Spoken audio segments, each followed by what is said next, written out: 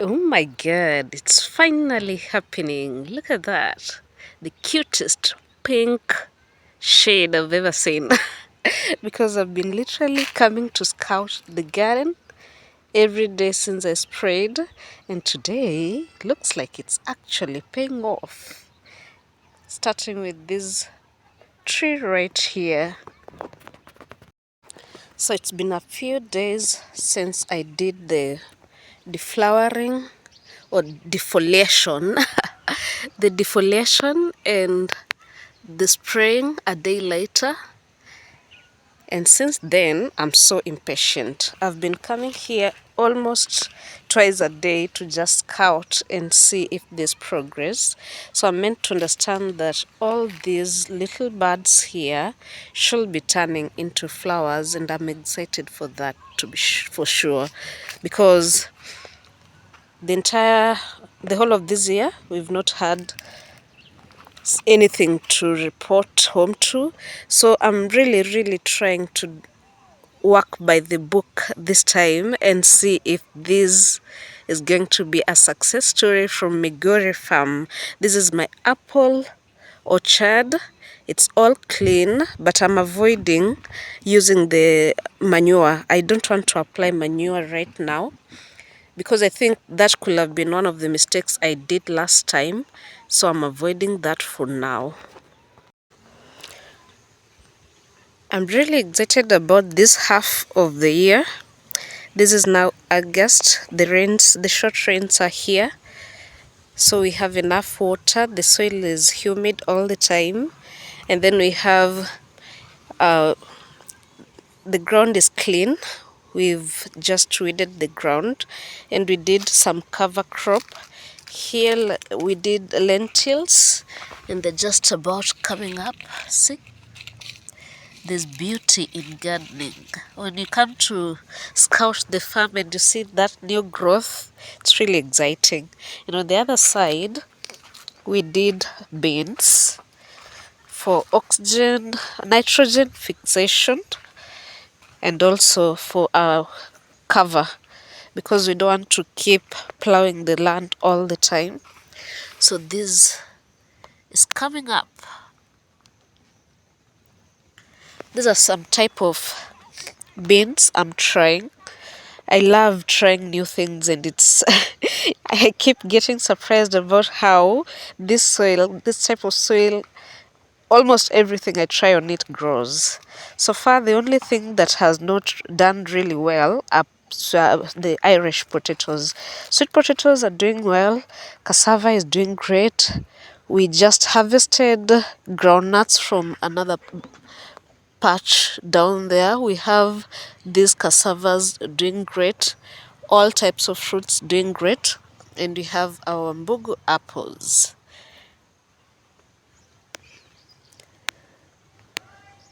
So these are the results after defoliation, and I'm scouting around to see if it's helping.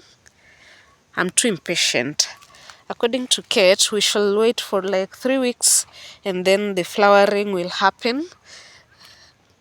But I want to see that first flower and keep the hope alive. Don't want to lose hope. So I can only imagine the time when all these new buds are going to turn into flowers. It's going to be amazing, amazing, amazing. Can't wait. And I'm seeing something here.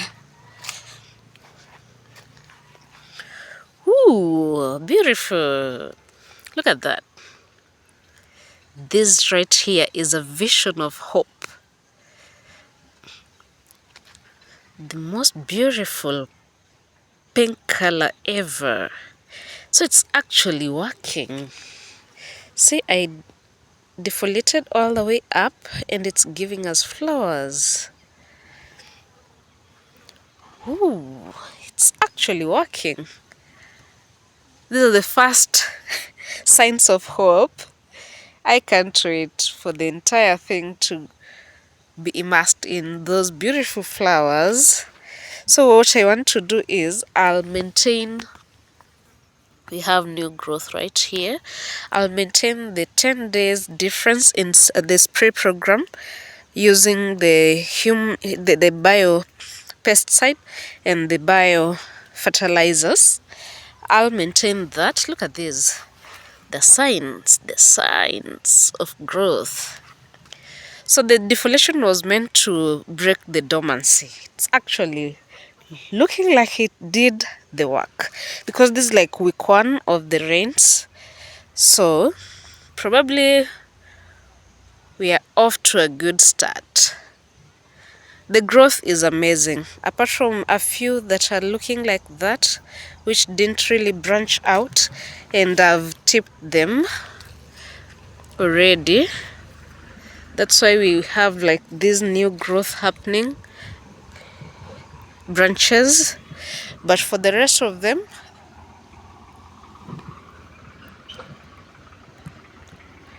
the growth is really good and the branches are much more stronger.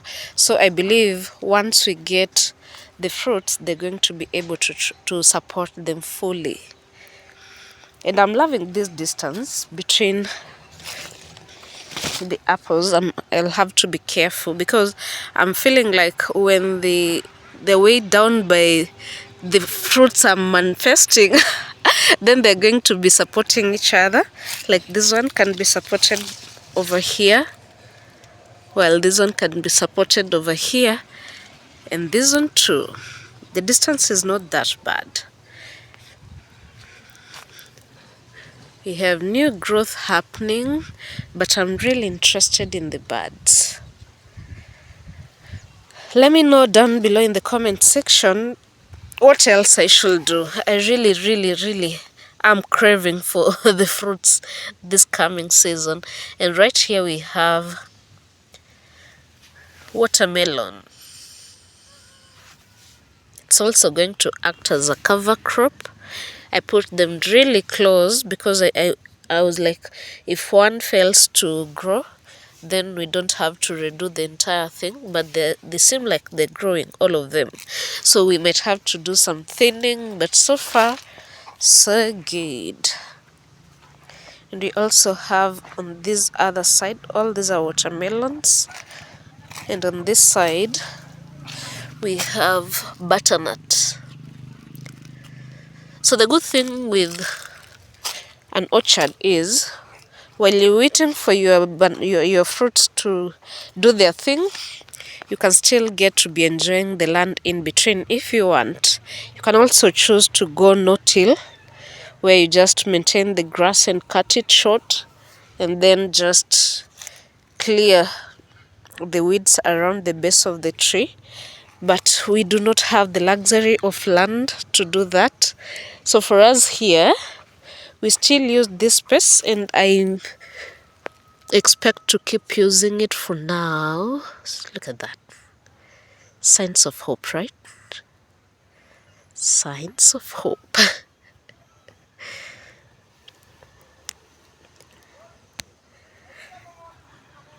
There's this challenge on TikTok that says I'm at that age where I find pleasure in filming plants. This is me right here. I'm having so much peace in the garden.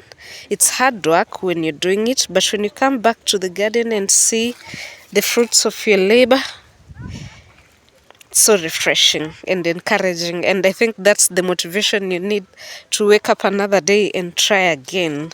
Let me show you something here, totally unrelated to apples. But while I was scouting, I also noticed these things that I grew here during the dry season, and I've been watering them, and they have decided that it was not in vain. I even think I'm supposed to start now harvesting them. Look at this. These right here are peas, and we have a lot of them, and they're doing amazing.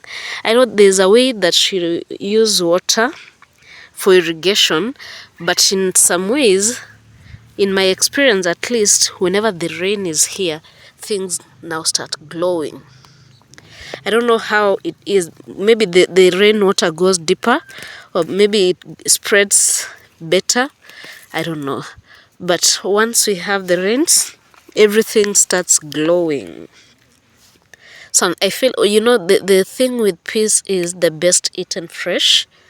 And I feel like they're about almost ready. I'll just give them a few more days to fatten up. And I didn't use any manure for this, not manure, but any fertilizers, organic fertilizers. This is purely organic. What didn't really work out well was this little baby here that has decided to mature anyway, but the counterpart decided to compensate. All these were grown during the dry season, and this one is having a field day. It's so massive. The stalk itself is so thick, but still it can support the heaviness of the fruit right here. Beautiful. I love it.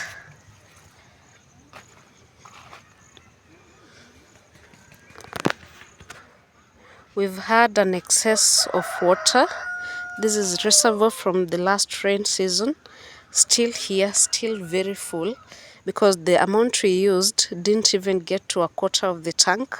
And when we had just a single rain, like a single week of rainfall, and it's now full again. This here is the oldest Wambugu apple. We got 3 for a trial. There was this one, another one right there that died, and the other one there.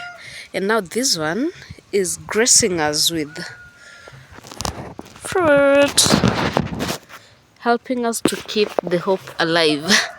To know that one day we're gonna have such fruits. So all is not lost. See?